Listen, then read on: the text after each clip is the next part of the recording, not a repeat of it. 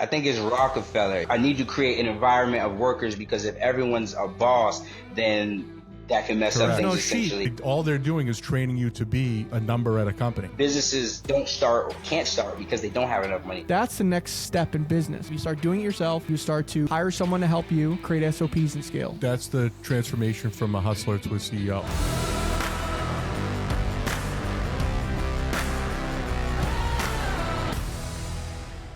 Welcome to another episode of Behind the Rise podcast with Darius Benders. He is a business owner of Bender Enterprises, Influence to Impact, where he does credit repair, business funding, coaching.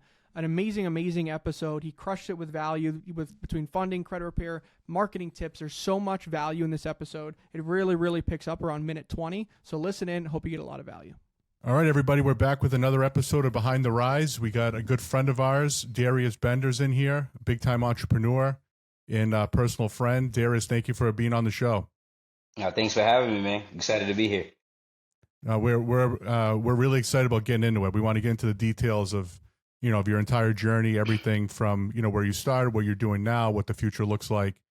We've been looking forward to getting into this conversation, so we appreciate it. I feel like me and Darius has lived like multiple lives together. We did the football journey together, right? Yeah. Like weirdly enough. Then we did the nightlife journey together, and then transitioned to the entrepreneurship. Isn't that weird? It's crazy. No, it is crazy. I remember when I came home from football and I had seen you one night downtown Boston. I was like, hey, what's going on? And you were like, bro, I'm doing this nightlife thing. We've been crushing it. And that was the first time I had really heard of it. So then I don't even know if I ever told you at that point, I had like looked deeper into nightlife. I'm like, okay, I got to see what this is like.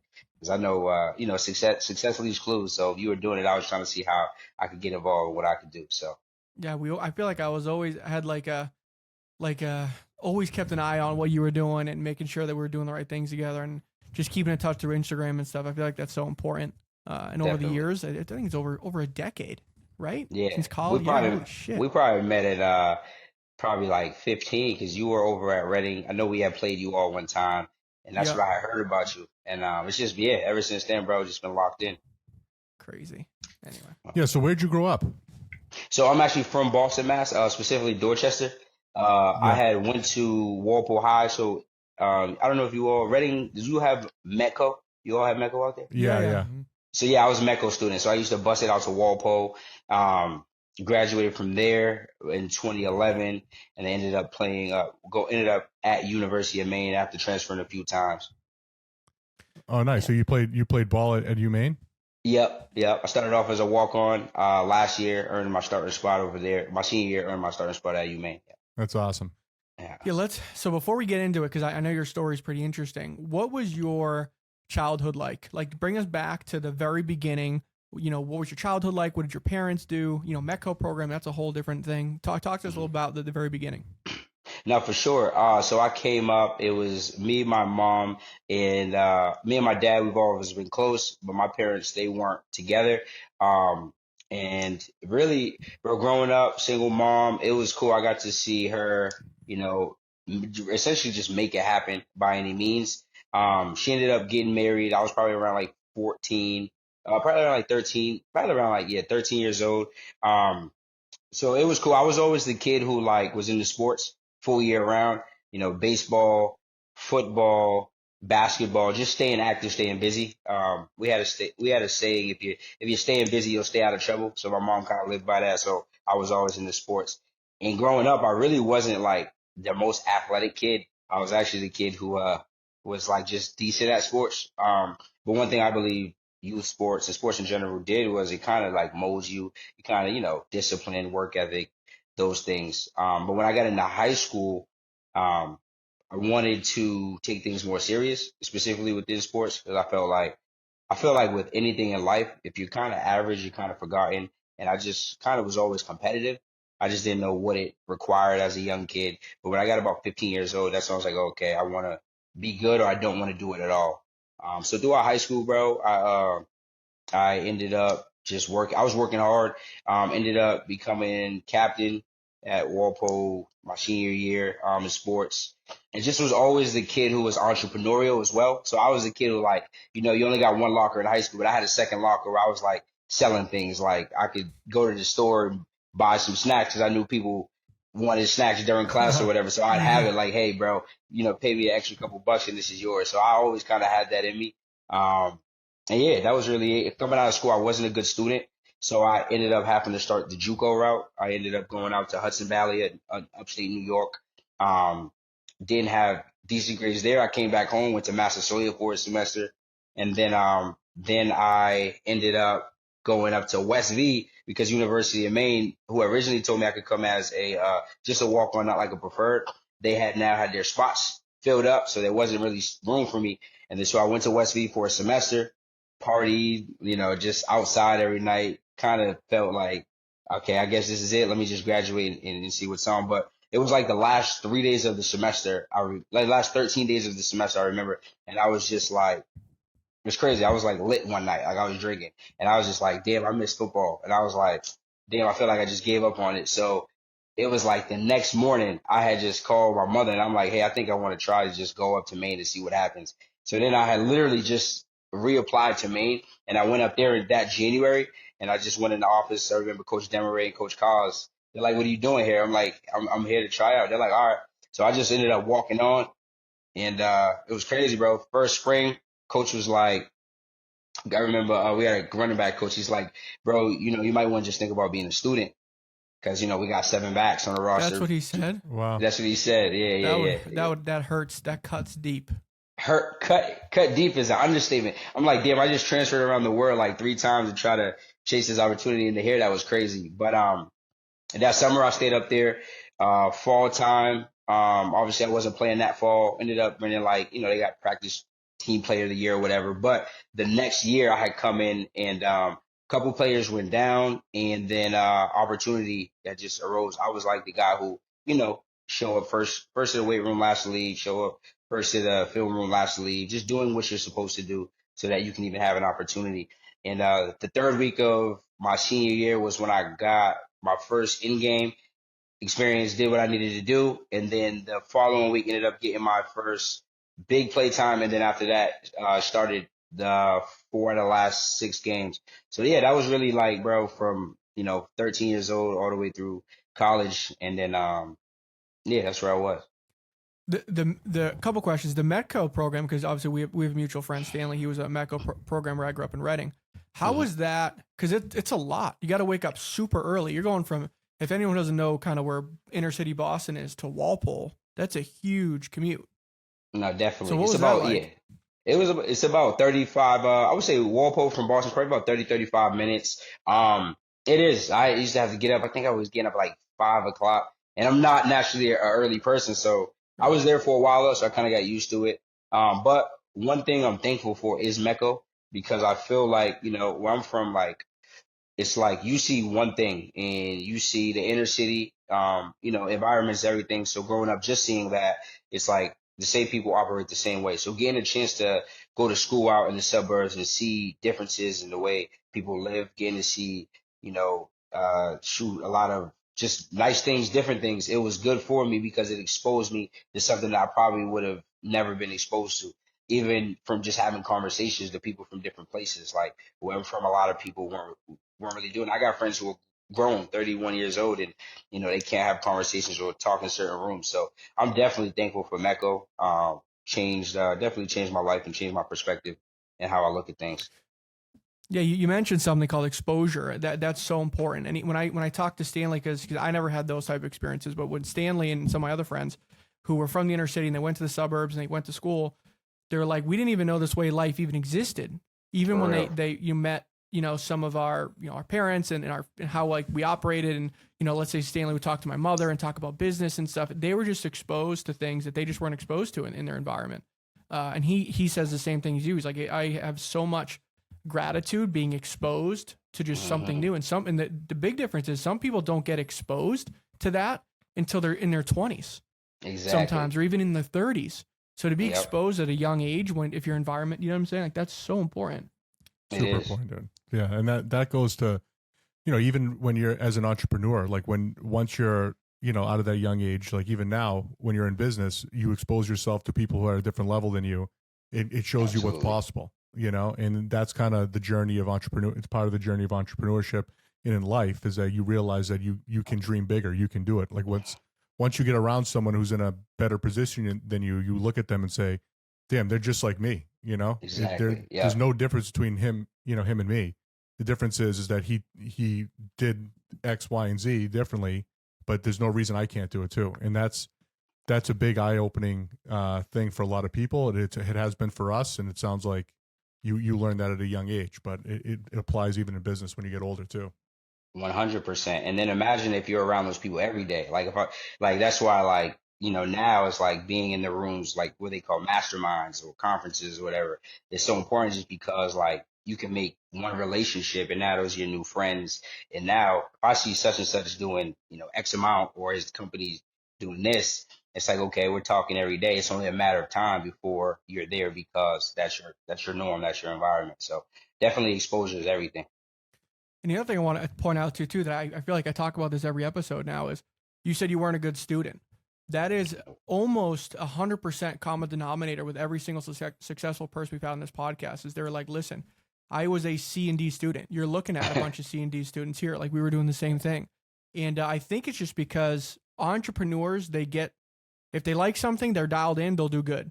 If they don't like something, there's just no interest. Like, I'm not going to sit here and talk about math or, some sort of English class I'm not interested in. I just don't take to it. Did you feel that way too when you were in high school? That's 100% true, bro. But the thing is, in high school, we didn't know. You're at a point in time, you're like, dang, maybe I am a little dumb. Oh my God. Everyone's telling me I got a fucking problem. I'm like in sped classes. Your guidance counselor is telling you, like, oh, maybe you should go this route. Maybe you should. It's not like it makes you feel so much less than. I even remember my friends and my peers in my class, if you have a school ranking and you're, let's say 300 kids and you rank like 220, it makes you feel like you're just like this, like, am I a loser? Am I going to go down this like loser road?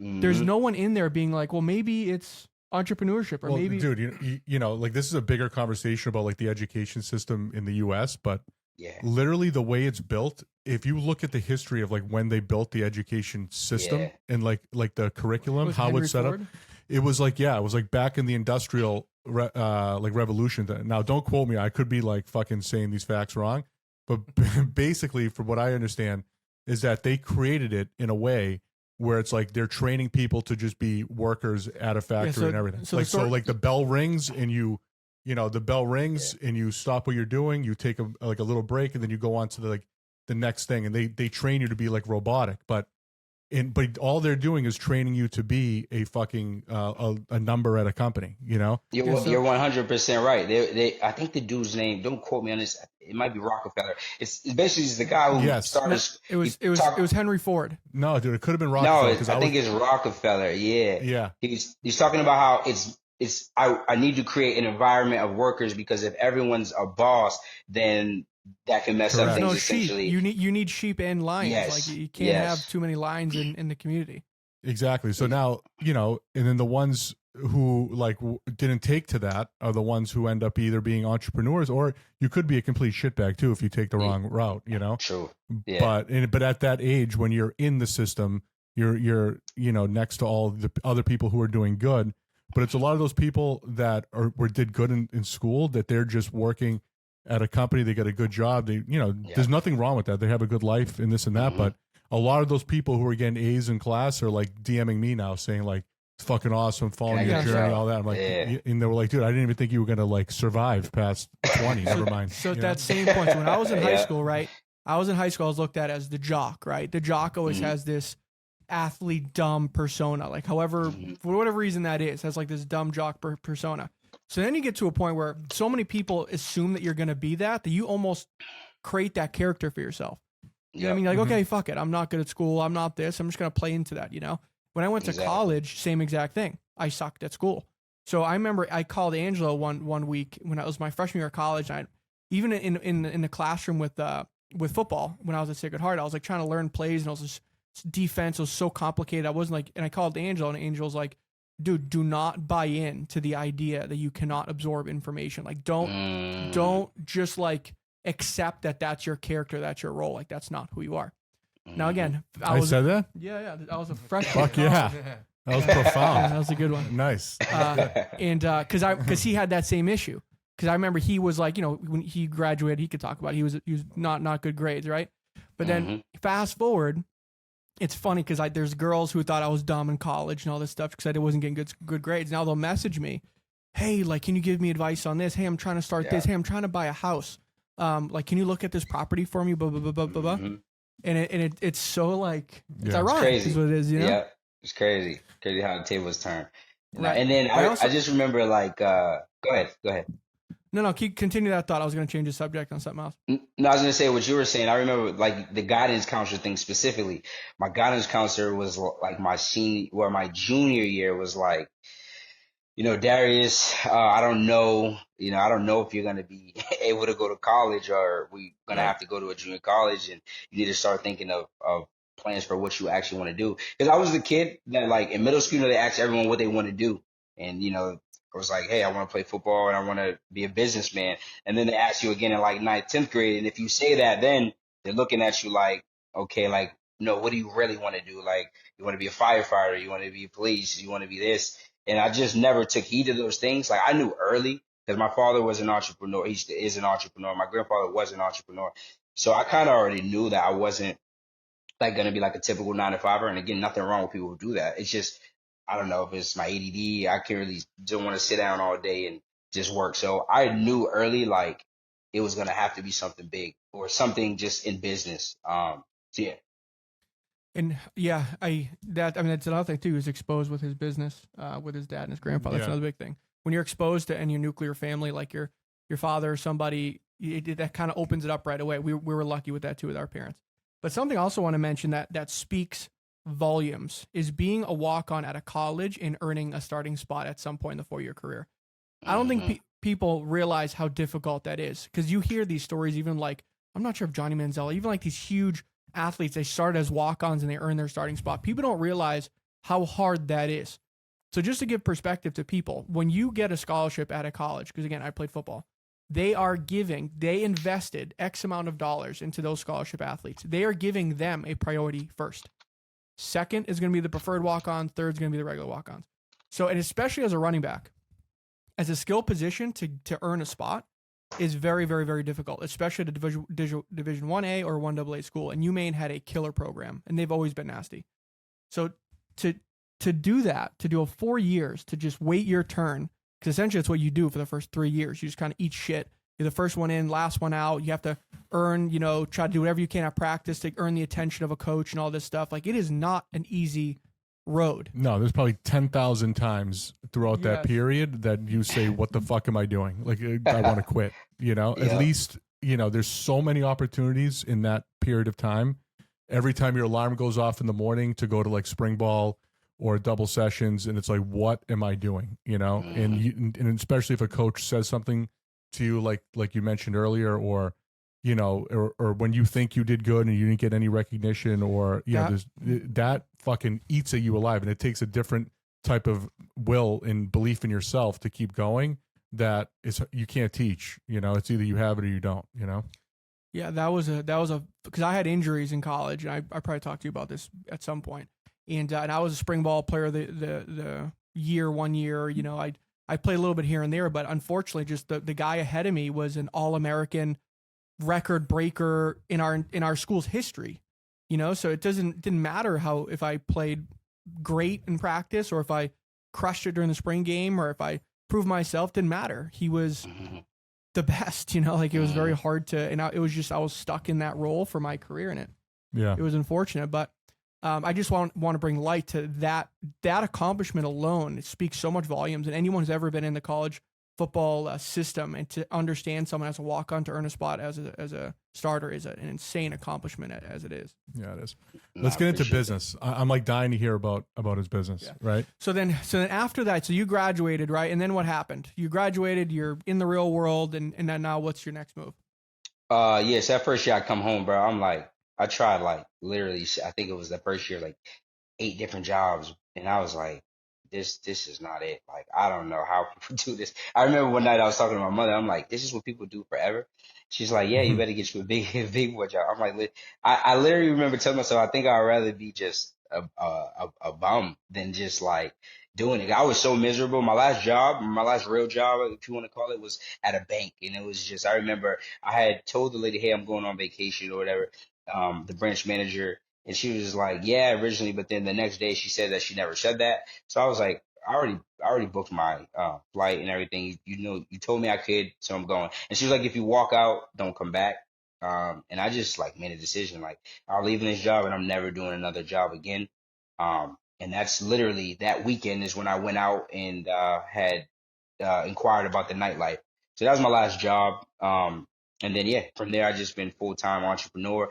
First 9 months in the nightlife, I worked for this dude Roy. Shout out to Roy. He was running like He's a Afro good Beats dude. night. Yeah, Roy's a great dude. I was working for him. He was a good mentor. Honestly, I used to exchange personal training lessons for him to just. I would go to his house, talk to him, about promoting, learning the ins and outs. And then after 9 months, I just started doing my own thing. And, I did that for about 3.5, 4 years. We've done KGB, Savoy Lounge, Icon. So yeah, that's when I got into the business.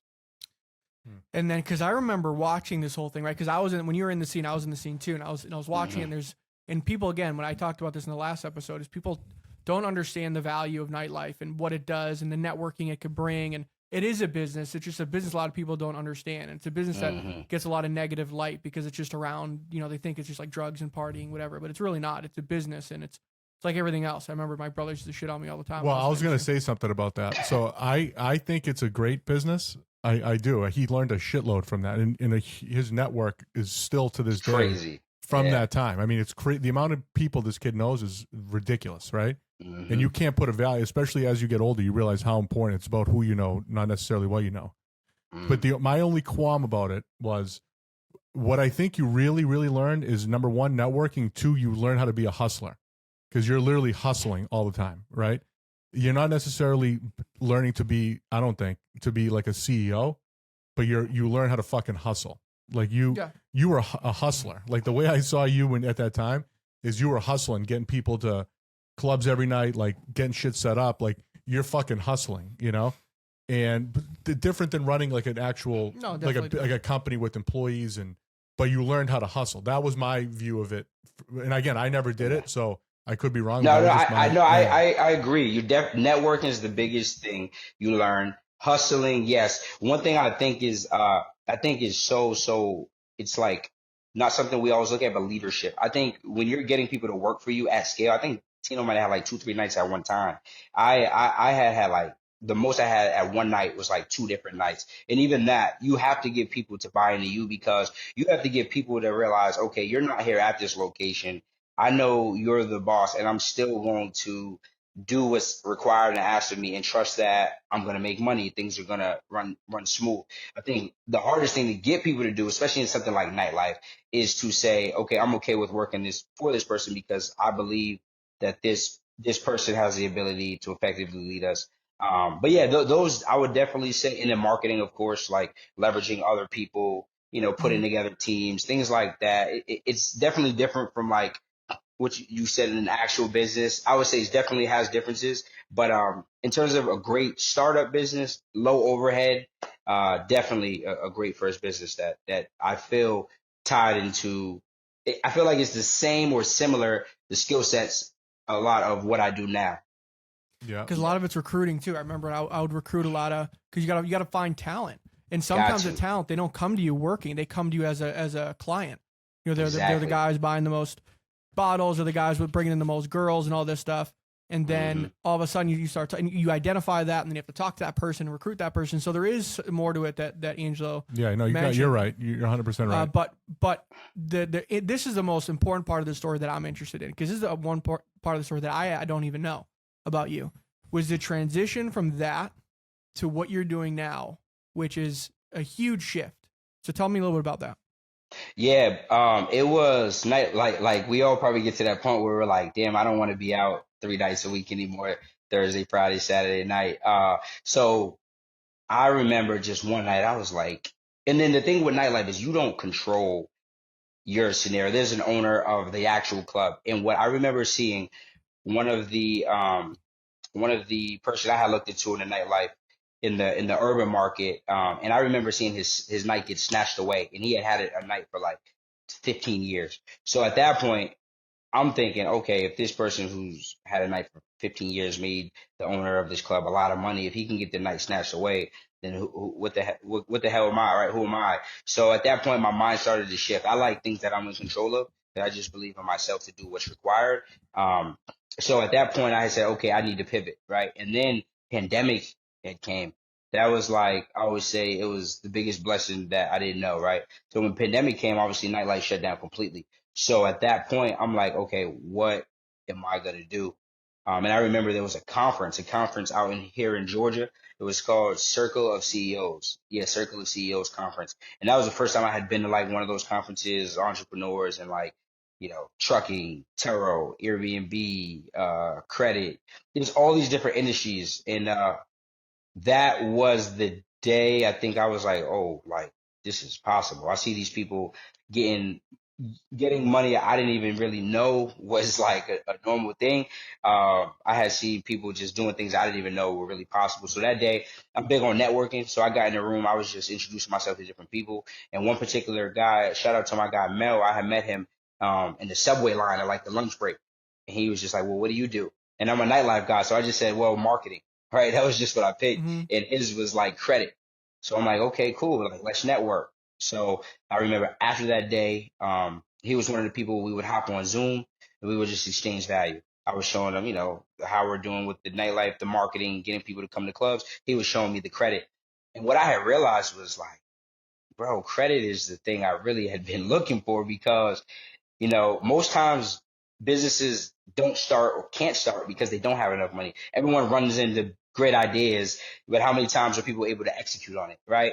Everyone runs into, okay, their first batch, maybe they got their inventory, whether it's a t-shirt, any company, and then it's like, okay, wait, well, I got to do more marketing now. But people always fall short because of lack of money. And I had gone through that problem in previous businesses previously to the nightlife. So I knew exactly what it would do for me, for the people, whatever it may be. So I was like, okay, I went out, I got my credit right, and I remember it was like 2 months. I just had to increase my credit. I never had bad credit, so I didn't even have to really clean it up. I just had to build up my profile, and then once I did, I went out and I got $167,000 in like 47 days, and I'm like, I don't know if we can swear on here. I was like, holy shit, this is crazy. And then I remember I was like, okay, what the hell am I going to do with this money? Because I have been, looking at different industries. Was it Turo? Was it Airbnb? Real estate? So I decided to take that money and get into a few different things to start just making money, make money. So Turo car game, I had gotten like 5 cars, put them on platforms. That started cash flowing me like, a couple $1,000s a month, 5, 6 thousand, which was cool because at that point it was pandemic. I didn't really have Oh, you money needed cash coming flow. in. Yeah, exactly. So I was excited, right? I was excited at the time. And then I remember investing in now mentorships, learning more about the credit, the funding, how it works. And then I started funding people, right? Like, hey, let me get you some funding. At that time, I didn't even care about a lot of money. I'm like, man, just give me 5% after I get you this bag. So I did that for a few people, and things had changed fast. So then I was like, okay, this credit game is really something that can, change somebody's life quick. So yeah, that's how I got into it. So how did you get that first 167,000? So you fixed your own personal credit and then applied for what, like a personal loan or credit cards or what? That's a great question. So what I did was, and this is what I had learned. So what I tell people is this: when there's personal funding and then there's business funding. Business funding is the ultimate goal, and I'll break down why in a sec. But before you get business funding, you have to get some personal funding, and the reason being is because when you're a newer business, at least what the lenders are going to be looking at is your personal credit profile. So not even necessarily just your score. That's why like people will come to me and they say, "Oh, I got a 710." But I'm getting denied. But I look at your profile. Your profile might have been thin. Like a kid who's 23 years old. He just graduated college. He's never had any credit cards. He's never had any auto loans. He doesn't have any lines of credit, any loans. Only thing he has is a student loan. So he's not the type of candidate that can walk in and just get $30,000, $40,000 necessarily from a bank, because they're going to look and they're going to say, well, your profile isn't strong enough. It doesn't deem you lendable. So you have to build your profile. So that's what I did within that 60 days. I built up my profile. The way I did that is by adding something called like primary credit builder accounts. So for anyone who doesn't have these accounts and they're like, well, how the hell do I build it out if they're denying me? You can go add accounts like there's some called Self, Kickoff, Credit Strong, Ava, and these are accounts that are meant to help people build out their profile. So now they can go to a lender and say, well, look, I made on-time payments for 2 months, 3 months, 6 months, and now you look more lendable because you have the ability to pay back what you say you're going to pay back. Does that make sense? Yeah, it makes a ton of sense. There's so Yeah. much. I mean, even like people who know business and stuff, I feel like there's just such a gap in education with this stuff, and you're providing Absolutely. because I don't even know what's going on. Yeah, no, I understand completely. I've been struggling with this shit with credit forever. Like even my credit score should be fucking 1,000 times better. I never than missed this. a payment. I never miss a payment. Mm-hmm. And like I've never missed a payment. Actually, one time, like 5 years ago, I had a fucking credit card that I paid off in full, right? But I paid it off in full in the middle of the month, and there was like 10 cents on the fucking. That's the worst. I know. And then I It's the shut off worst. the auto pay, right?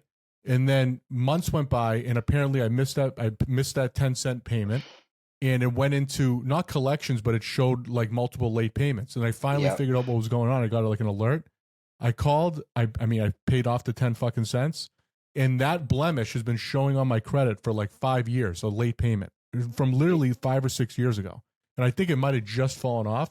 But that thing hurt my score.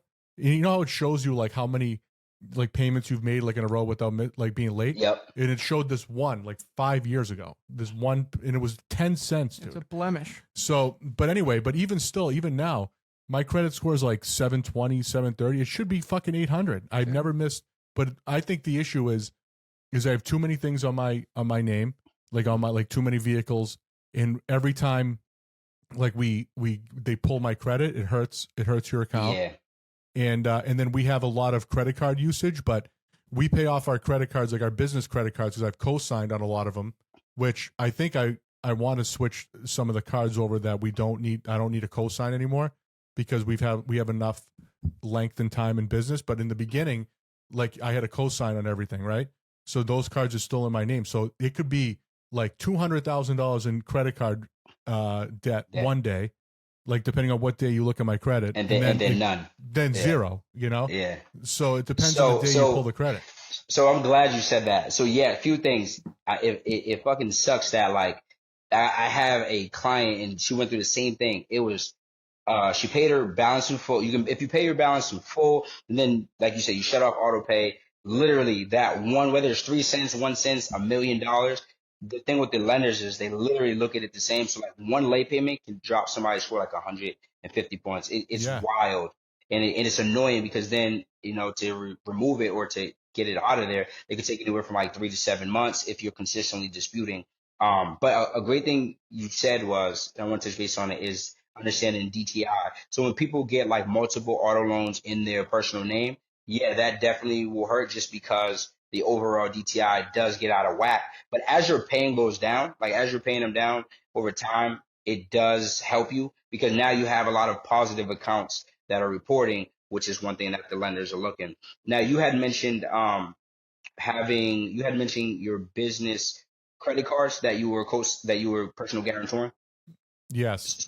So that's actually a good thing. So most times when people are going for, let's say they want some business credit cards, the easiest way to get the best interest rates, 0% interest or low interest, is by personal guarantoring, which is leveraging your good personal credit, because most of the cards that are going to require no PG are going to be like a higher interest rate where it might be like 20, 25%. So for someone like yourself, if you came to me, I'm like, yeah, your business is already booming. You're not caring about interest rates because you have the ability to pay it off anytime. But for someone who's newer, they don't have consistent cash flow coming in. They don't even know, they don't know their KPIs yet. They don't know their business yet. So for them, we always direct them to maybe like American Express has 2 blue cards that both give 0% interest for 12 months. So now they can go out, pay for some coaching is what I would advise them and whatever they want to do.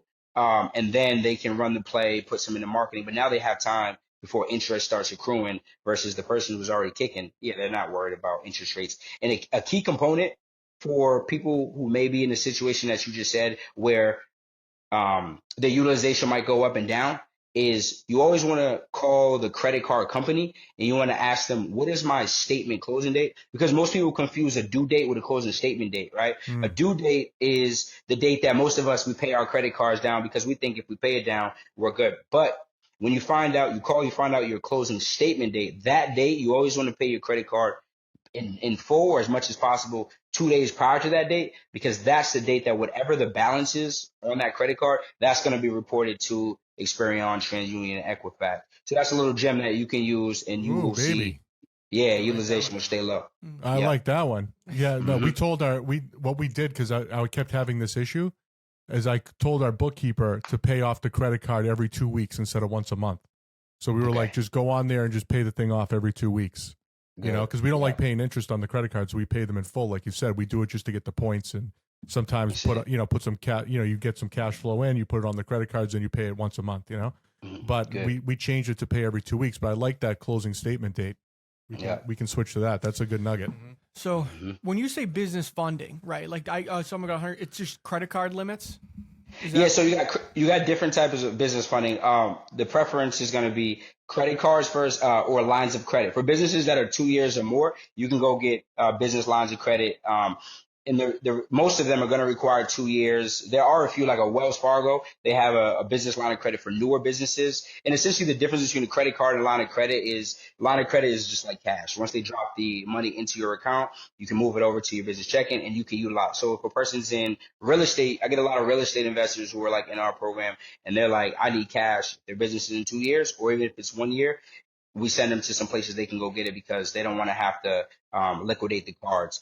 Credit cards, obviously, most purchases you can make, but something like a real estate where, you're going to want some cash, in order to do it, it's still doable. We would just have to go through something like a Plastique or Milio, which they're going to allow you to liquidate the credit cards. And a lot of people use those for when they're closing on a deal. Only thing you need for those is like say someone's doing a real estate deal, they would need to get the purchase and sales agreement, just showing that it's actually for a house. And then Plastique will allow you to use the credit card as if it were a debit card or a wire to make that purchase. Wow. Yeah. Wow. And then you have alternative lending. So those are like funding for people who don't have good credit. Usually it is, right? So you got a 500, 600, but your business is kicking. You got some bank statements, you got proof. Some of these alternative lenders will connect to your bank account to make sure, do like a Plaid. So Plaid is the platform. Some of them, they'll just ask you for bank statements. And those are the differences. But again, usually those interest rates are killer. So I only recommend those for businesses that are kicking. And then Angelo had talked about merchant financing. So like a lot of these merchants now are offering financing. I actually took one from Stripe, probably like a year ago. So what they did was they say, hey, you're making some money. I think at the time I was working like 40, 50 a month. And they were like, hey, you're making some money. We can offer you more. And what we'll do is we'll take it out of the money that you're bringing in. The thing was, I loved it. I hate Stripe, so I'm not really rocking with Stripe anymore because some other issues. But it was great because okay. Well, if you guys just be careful with Stripe. Have a backup, because at any given time, sometimes they'll just be like, well, we're holding some money for 30 days, 60 days. I heard that, dude. I heard that. And thank God it hasn't happened to us, but I've heard that from a few people. They said it was PayPal, I thought, not Stripe. No, Stripe. Yeah, well, Stripe I heard PayPal too. I heard PayPal too. Yeah, Stripe is who I use them for, like our continuity, but everything else high ticket, I just go with another company that we're working with. But essentially they gave us like 30K to just do what we're doing. And the cool thing is, like, you don't got to see it coming out. They're going to take it out. So that's another type of financing for businesses that have a payment processor, which all should, and that are making some good money. All right. So if I'm somebody, listening to this right now, and I'm either starting a business or, and I want, like, so are you like offering consulting and you make like a custom plan to help them hit whatever like funding goals that they would need, and you look at each situation differently, like kind of how is your business structured? So we have two different structures. So one, I have the service, right? So for the service of funding, if someone comes into me, we have a funnel where they would upload their credit report. We'd ask them a few questions if their credit report meets the criteria, and essentially we break that down before they even would talk to us. Do you meet this criteria? Criteria in a nutshell looks like 700 plus 10 primary accounts, at least 4 years of credit age history, no derogatories or no lates, at least less than 4 inquiries in the last 6 months, and utilization under 20%. If they meet all that criteria, my company will just do the funding for them. And the way we get paid on that is nothing up front. It's 10% commission on the back end. So we get someone $100,000. Once they receive their funding, they pay us out $10,000. All right. So that's one of our structures for people who want a done for you service. All right. Then we have the coaching and consulting business. And that's where we help either, like I said, entrepreneurs, real estate investors, or people who are already kicking, like people who are in financial industries like a tax industry or a credit repair industry, and we help them add more to their bottom line, because there are people who are in credit repair, and what happens is once they repair somebody's credit, they just let them go because they don't know how to do funding, right? Or there's a business, just traditional business owners. They're like, hey, I want to know funding, but I don't want to keep coming to you for funding. So I want to know, how do we fund ourselves so that we can, you know how the saying goes, if you give somebody a fish, they eat for the day, but if you teach them how to fish, exactly. So those are the third type people that we get in our program, where we can now show them the breakdown of how to look for lenders that are giving out the best interest rates, how to find lenders in your area, how to be able to get the highest limits, understand the applications, what they're looking for. Because the reasons people get denied for funding is either you don't have the personal profile, your business isn't structured right,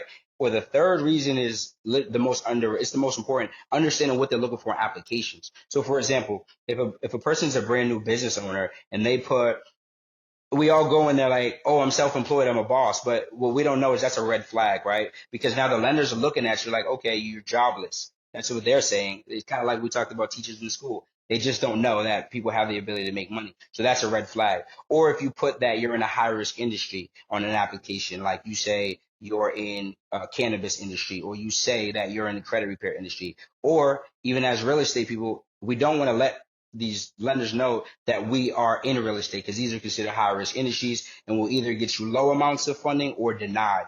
And there's a bunch of other gems on applications that, we educate people on, but those are just a few. Jeez, there's so much to unpack. So let's talk about so you get into this industry, right? Just to go back, because there's so much there, just like tips and gems. So you get into the industry, you got your first client, you said, I'll give you 5%. Then you're like, oh shit. So you got your first client. Oh, that actually worked. And then what happens? Is that like your aha moment to go all in? Like, now, how did you grow from there? Yeah, so that was like my aha moment. Like, okay, this business is cool, because the overhead, bro, was nothing. It was just me funding a person and getting all profit. And I think I had gotten him like 78,000. And I'm thinking that was like a $3,500 commission. So I'm like, I just made 3,500 out of just really the information I had learned. So then I had started promoting it. Like, hey, I do funding. If you meet this criteria, DM me the word. Or it was like in the neighborhood, I let people know I'm doing this. The only problem what I ran into at scale at first was most people don't meet the criteria. And the second thing was, when I get a lot of clients, and my pitch was, we help you get it within 7 to 17 business days. So then I had to figure, okay, how can I add in a component where we can do this at scale, right? So then I had taken another program, which was how to just focus on the business of funding, like the actual funding business, so you can run it at scale.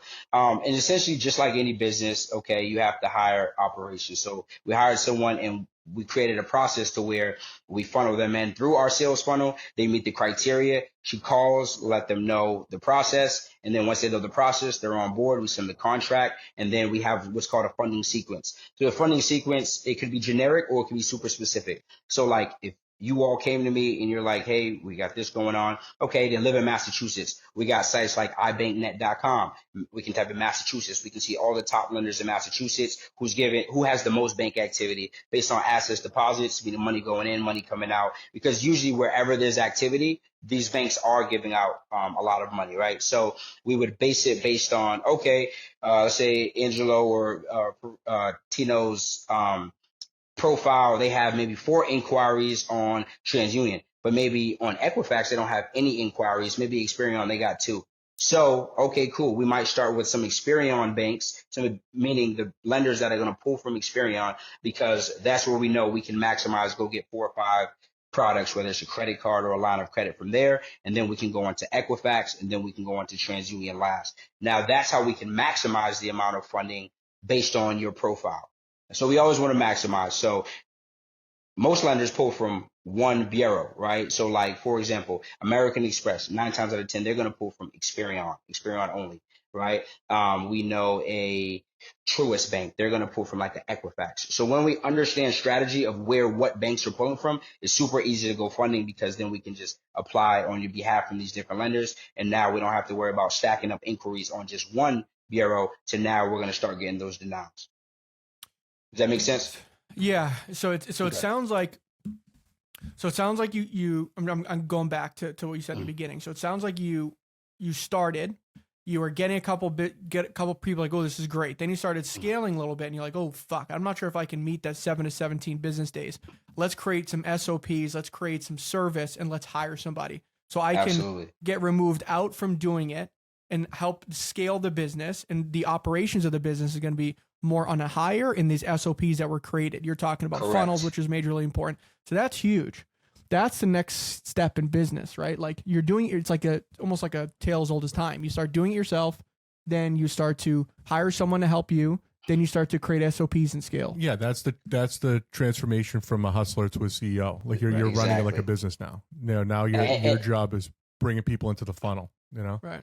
100%. And I think that's the hardest part as a business owner. A lot of us, we want to hold on to all of the tasks because we feel like nobody is going to do it how we do it. So I know for me at that point, that was a hard thing, because at that point, you're trying to do it all on your own, and you're getting overwhelmed, and you're hurting yourself more than helping. So bringing on that first person was definitely a mental shift for me, and it took some time to adjust.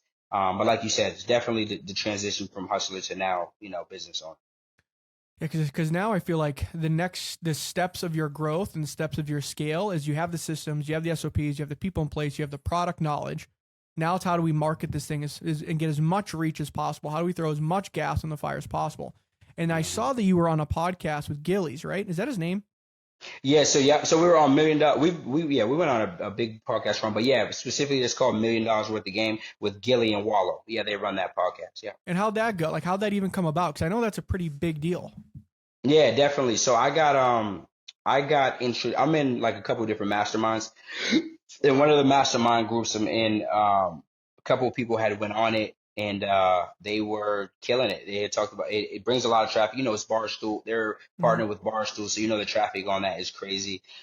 So essentially through relationships, I got, they showed them what I have going on. They wanted some receipts. They want to see, they just want to check and make sure you're actually who you say you are, especially in the culture we're in now with everyone being in the online space. So once they know that you are who you say you are, they was like, hey, can you do this date? I went up there.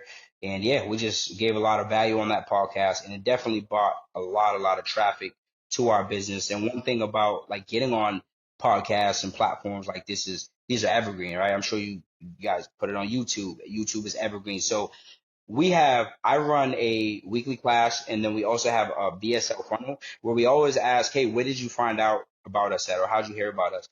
Because we want to keep track of where our traffic is coming in from, right? So still to this day, I think that was over a year and a half ago now, or about a year. But we still get people, hey, we saw you on $1 Million Worth of Game, or we saw you on that podcast. So definitely, for anyone who's looking to grow their business and get exposure, podcasts are definitely a major play. Especially those podcasts. I mean, again, you're talking about a Barstool sponsored podcast. That's in that culture too, specifically. They are the guys. They are the Dave Portnoy of that culture. What kind of what is like people who are reaching out to you? Are you finding it more people who are trying to get started, who are looking to put money in their pocket to start a business, or people who already have things going? Like what's your like bread and butter? So we get like people ask me all the time, hey, you more B2B or B2C? We literally get both. In the ideal world, of course, we love B2B just because typically is, people have more money who are established. But what we do is because I was a person who I'm like, when I first started, it was like, anyone can get served. We're off the ground. We're just trying to help anyone do anything.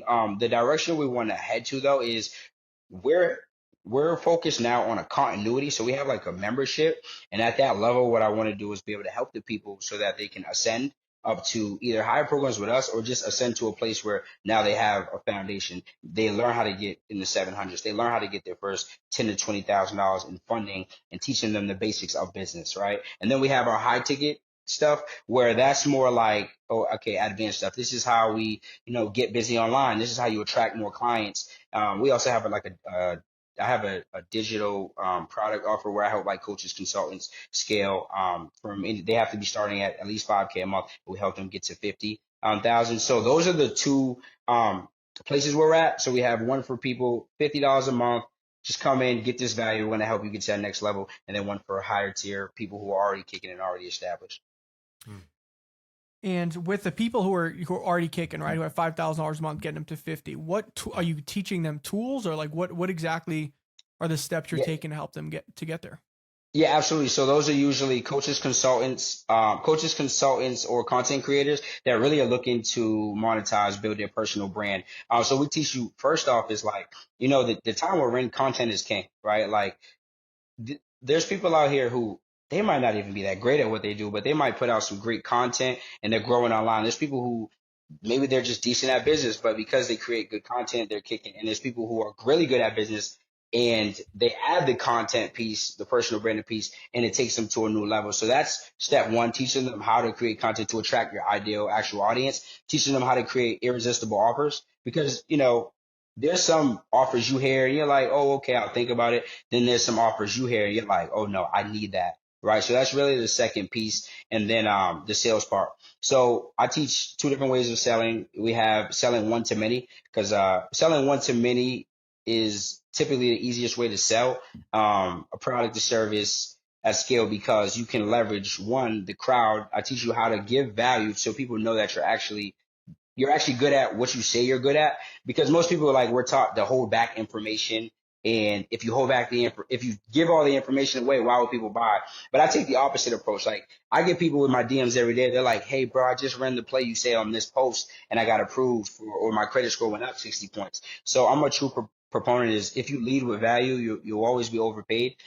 So that's really the step that I teach people to do. Well, the second is like a BSL, which is just a simple call funnel, right? So a 5-minute video. Hey, my name is Darius. Over the last year, I've been able to fund X amount. I help X person accomplish Y result in X amount of time. If you're interested in hearing more about this, what I want you to do is click that link below. Let's book a time and hop on a call. And then we have our sales team. They hop on the call, see their problems, see where they're at, and then place them in one of our programs based on that if they financially qualify. And for business owners who are doing like some sort of application, two key components I would put always in your application is, I think a lot of people to ask like, what type money do you make? But it's so important, because if you're not asking about someone's financials, then what'll happen is you'll get a bunch of leads, but you'll get a bunch of leads that don't really qualify for the actual offer. And now you're wasting a lot of time. One thing we did was we really tightened up on the criteria of what your business or you need to be currently making in order to qualify for the program. And that changed the game for us. It might be a lot less calls, but it's a lot of higher quality, which keeps sales team happy because it saves them time and allows them to be more efficient and allows your business to scale a little better. Yeah, you mentioned VSLs. VSLs is an awesome way to get lead gen or to even sell. So for people who don't know what it is, essentially it's a story form longer video funnel. So you click an ad and it brings you to this video that it's like a longer formatted video explanation of your product and service. So let's say you're talking about, I don't know, for us, it's like water filtration. It's hard to explain water filtration on a 30-second or 15-second story. So the way that a lot of people do is they do a full 5-minute explanation, like you mentioned, and it talks about the entire product. It's almost like a presentation. Someone is presenting to you what your product and service is, and it has to be interesting enough and educational enough for you to get the information to then go to the next step and to apply to the lead, to what you're talking about. So essentially it's a lead gen tool. And I see a lot of it in the hair loss industry. I'm losing hair, so I get whacked with those things all the time. And what you said that's also interesting, is a good tip, is the more, and me and Costa talk about this all the time, we do a lot of lead gen, the more granular your information is on those landing pages, and the more information people have to fill out, the better your lead is. Because you can get 500 leads a week, but if 90% of them are trash because it's too easy to fill out or it autofills on Instagram, you're just going to get a bunch of shitty leads. But the more information, like you mentioned, which is a huge tip, the more information they have to do, it weeds out the half-assed people, and it gives you the better qualified leads. So instead of having 500 leads that are 99% are shit, you'll have 200 leads and 50% are shit and 50% you have a shot at closing. So that's a great tip. Absolutely. And then something that we did also to tighten up, we were having a big show up rate problem for a little bit, is one, in between the time people book their call, making sure that you send them even more value. So one thing we do is, you mentioned the Gilly and Wallet clip. When someone opts into one of our BSLs or DM ads, what happens is, if they booked 48 hours out from the time being, they get a video. Hey, we would love you to watch this video, give you some more information on the call, because all we're looking to do is just indoctrinate them more with what we have going on, to just remind them, okay, yeah, I do need this, or I am in this place where I say, maybe this year I needed this capital to scale. So that was something that's really helped our show up rate. And then that was, I forget the second thing I was going to say. Yeah. So that's a lot of work to build all that marketing stuff, right? Like, who's doing that? Do you have like a firm that you have that's building all that infrastructure? Because there's a lot there. Absolutely. So that's a great question. So the thing that shifted my business, we were stuck for a while at a number. The thing that really, really changed the game for me in every aspect, not even just like making more money, but just having more time freedom and be able to work on the things that automation, go back to the things that make us business, was bringing in my OBM, which is our operations business manager. She's a killer. She like that's literally what she does all day. Create SOPs, create Loom videos of all processes, and just build out everything that we need. So we brought her in. It's been about 9 months now. Last May, I want to say. So I think it's like 9 months, and it's allowed me to just more so do what I do best. And she's great in terms of that. But what we do for something like that is, she'll connect like a Zapier. Zapier is like a automation tool that you can connect with whatever you got going on. She'll build that out. Simple Loom video, create the SOP, and then now we have a couple of VAs. We have about 4 VAs from the Philippines. They're all great, love them all, and they can do all of the micro tasks or the little tasks that we need. Again, that's awesome. A huge point that again for listeners and stuff is automation. And me and Costa talk about this all the time, because we do over, I don't know, we're in the 7 figures of marketing a year in terms of Facebook ads and lead gen, and we experiment, and it's a lot of trial error, blah, blah. And a lot of it is automation. Like, you can try to do it manually, you can, but automation is what's going to actually higher your sit rates. Automation is what's going to actually qualify your leads before, taking other people's time. Automation is really what makes things different. You can have an amazing content, you can have amazing creative, a perfect landing page you spend all this money on, but if you do not have automation, if you do not book your call within 48 hours of you getting that lead, your success is going to go down further. And like you said, which is a good tip that even we could use, is if you book an appointment, because sometimes people can't book an appointment less than 48 hours. So if you book an appointment over 48 hours out, to keep them lingering, almost to keep them warm still, is to send them a video or to send them something, provide more value before that appointment gets sat, which is another huge tip. We're going to do that. That's a great, I never thought about that. We're going to do that right away. Because again, we have a solar company in water, and we have a call center. So a lot of our appointments, we have the same model. It's appointment setter, closer, appointment setter, closer. Sometimes people just can't book in 48 hours, because obviously we try to, because the sit rate's way higher and all that stuff. But if it's over 48 hours, the sit rate goes down a ton. Way down, right? Absolutely. So it's all data. So if you have automation, like you're saying, that's a huge tip. Huge, huge, huge, huge. Anyone in that industry of lead gen to close, that is a huge gem. Game changer. Yeah, to build out that infrastructure is not easy. Like what you're saying, like you got to create the videos, you got to get them set up to send automatically.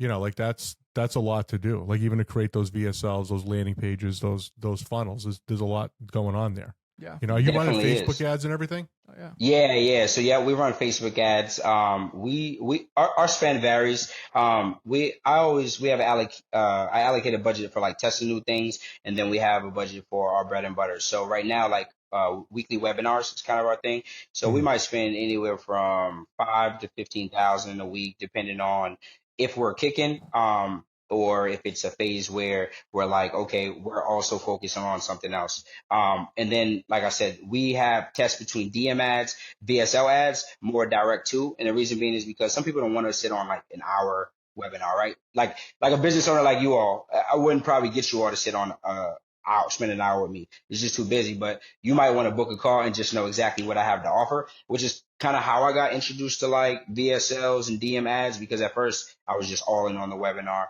But yeah, we spend a lot of money on Facebook ads in influencer marketing, shout out pages, micro influencers. Like I do a lot of, I do things with like people who have audiences, because that trust from those people is just, it's different. And I know Those you leads all are, do, I know yeah, you those all leads do a are way lot of better. influencer, way better, because it's like they're coming from someone that they already trust. So that's been something we've done a lot of. And then podcasts are definitely have been a game changer. So would you say that the margins of your business is high? Like it's a high margin business? Yeah, the coaching business is very high It's all profit margins. margins. It's all margins. Yeah. Yeah, but the thing is, when you, like, I remember when we went from just digital products to like high ticket coaching, when you have to hire more, the thing is, the reason you have to know your numbers, like your KPIs, is because you can have the illusion that you're making a lot. But I remember at a point when we pivoted, okay, we might see 100K might be the gross, but you look at your payout, because if we got a sales manager, you got a setters manager, you got operations manager. Now you spending more on Facebook ads, you're testing. So then what you might come to realize at first is that your margins are still the same as maybe when you were making half the money. But then what you have to do is you have to lean out. You say, how can I make sure that we can serve people at the highest level, but still keep good profit margins? So for example, we have a CSM model in our coaching. So everyone gets a one-on-one now. And that's just a client success manager.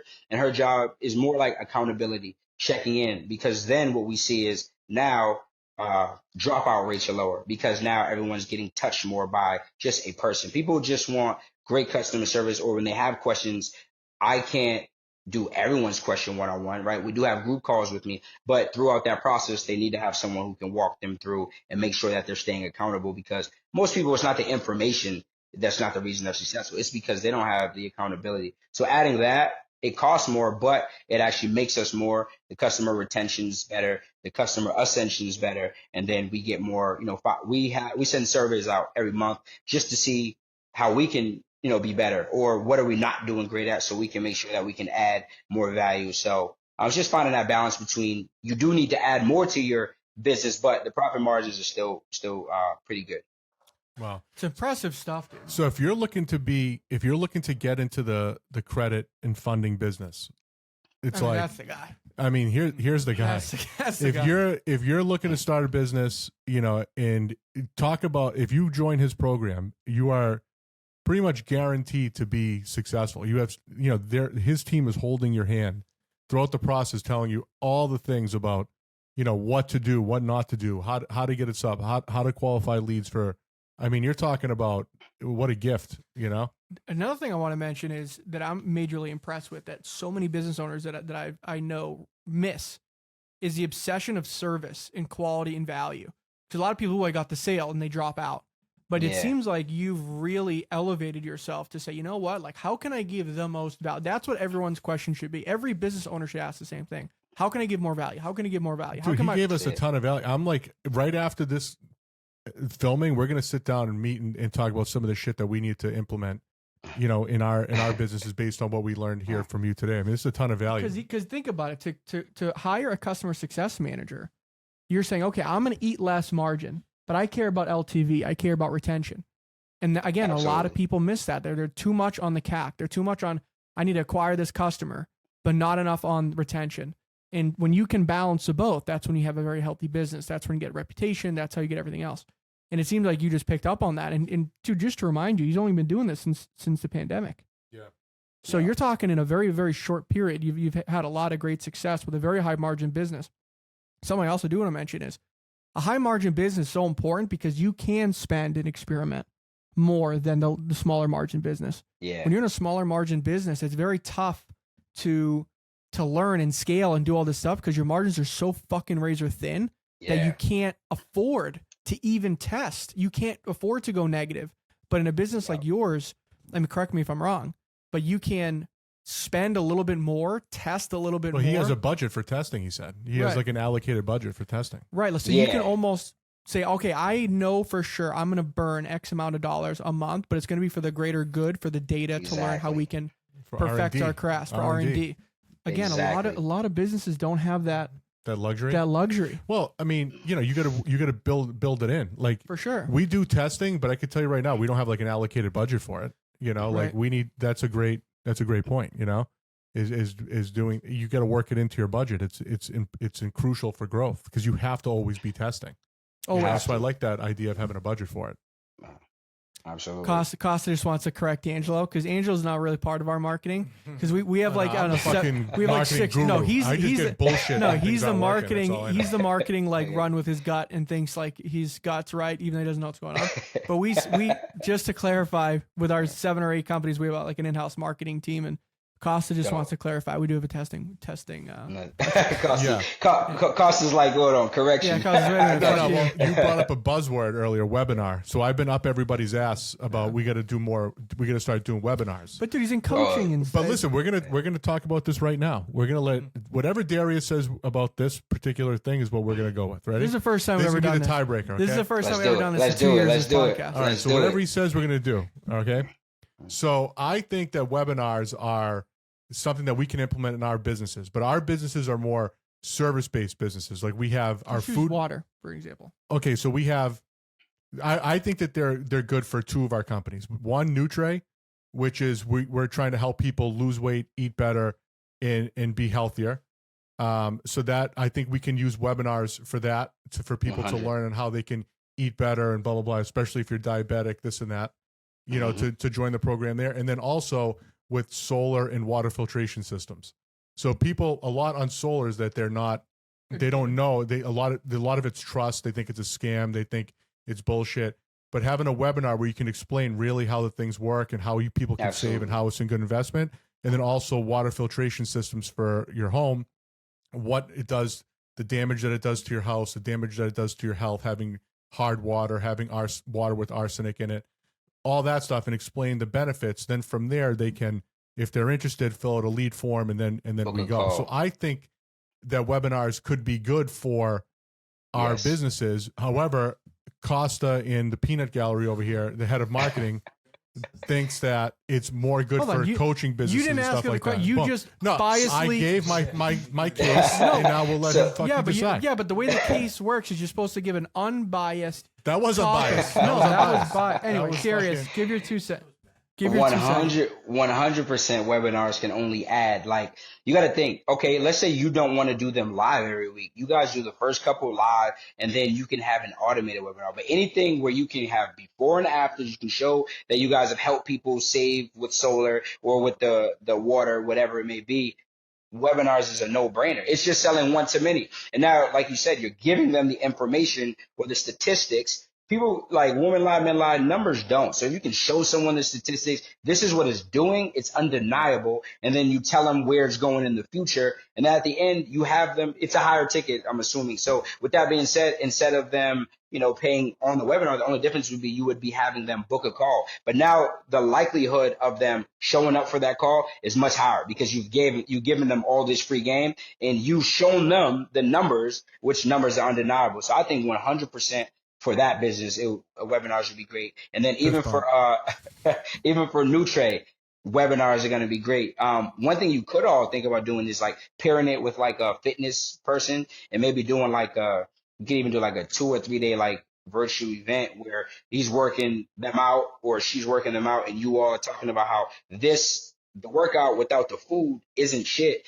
but when you pair the 2 together, the results go, through the roof.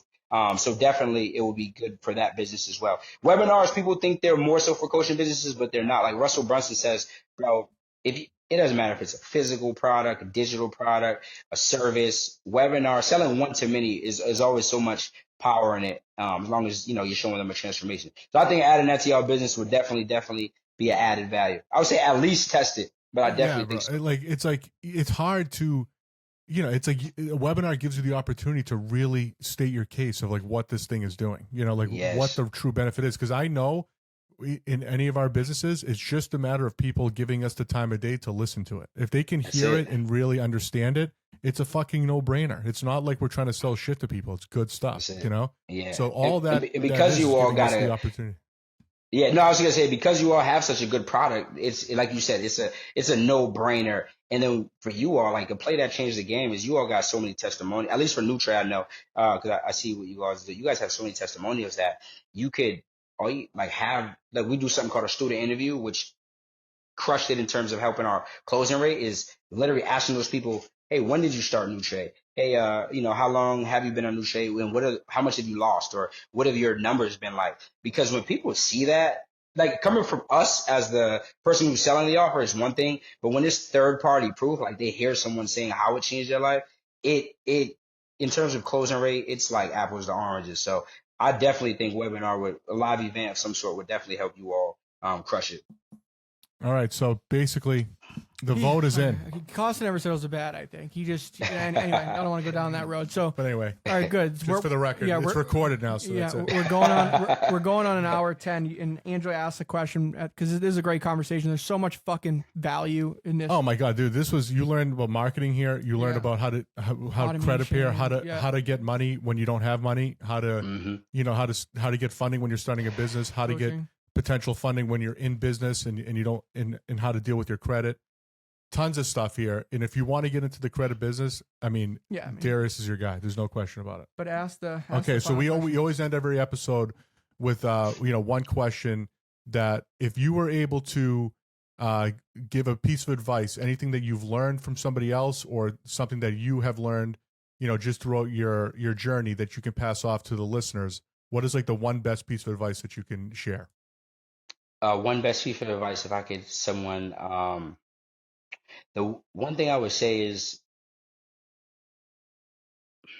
I would say invest in skill sets early, like as soon as you can, and it doesn't just learn about business, like learn the thing that you're looking to do. Like when you're in your 20s, a lot of us, we're just, to be quite frank, like we're fucking around, right? We're trying to figure out, we're trying to just go out, party on the weekends, trying to do whatever you're trying to do. If you can take those 20s and just learn skill sets, and it doesn't matter if you try to learn 5, 10 skill sets, 10, just learning skill sets in your 20s will prepare you for what I think in your 30s for you to take off, because at that point now you develop all these different skills and it's just like compound interest, right? And that's going to allow you to bypass just a lot of people who are spending their 20s just, fucking around and not learning these skill sets. So that's one thing I wish I would have done earlier. I wish I knew about, courses and coaches and things earlier. So I could have probably been in a better position earlier. So yeah, that would be my one piece of advice for someone who's looking to come up. Love that. Darius, imagine if we spent our 4 years in college instead of spending all that money to just did like courses. I think about that. If I was like Crazy, 17 right? years old and did like a mastermind or a course, I think I would be 4 years ahead of where I'm at now, Definitely, 100%. And out here in Georgia, there's like these, like when I first got out here, we got this group of kids. Well, they're not kids. They're young. They're like 21, 22. And I'm talking about 8 figures, some of them going crazy. And I'm like, how? But right out of high school at 18, they're not doing college there. And I'm not saying anything against college. I'm not against it. But like, I feel you. Imagine if we would have put that into self-education to learn skills that make money right away rather than just the 4 years in the classroom to learn how that it doesn't really make you that much money. Yeah, exactly. Learn about geometry. That was helpful. Thank you for my algebra. I appreciate it. It really helps. There's a circle. All I need to know is how to do a circle and a square. Thank you. Potentially a triangle once in a while. It's crazy. All right, Darius. Thank you so much. I hope all the listeners got some value. And Darius, I'll text you after this episode. No, I appreciate you all for having me. This was super dope. Y'all keep crushing it, keep killing it, and we'll talk soon. All right, bro. Thank you. Darius.